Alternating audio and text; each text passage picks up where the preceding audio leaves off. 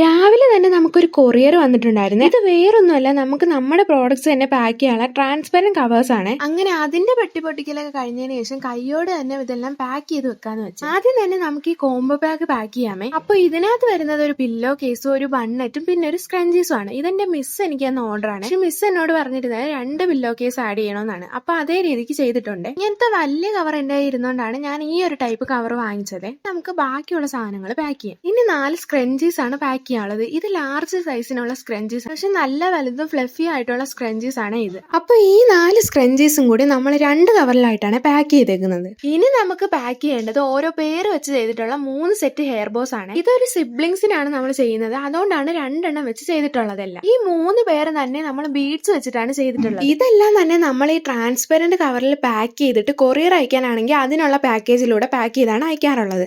പിന്നെ നമ്മുടെ അടുത്തുള്ളതാണ് കസ്റ്റമർ എങ്കിൽ നമ്മൾ കൊണ്ടു കൊടുക്കാറാണ് പതിവ്. അപ്പോൾ നിങ്ങൾക്ക് നമ്മുടെ പ്രോഡക്ട്സ് എന്തെങ്കിലും വാങ്ങാൻ താല്പര്യം ഉണ്ടെങ്കിൽ ഈ വാട്സ്ആപ്പ് നമ്പറിൽ ഒന്ന് DM ചെയ്താൽ മതിയേ.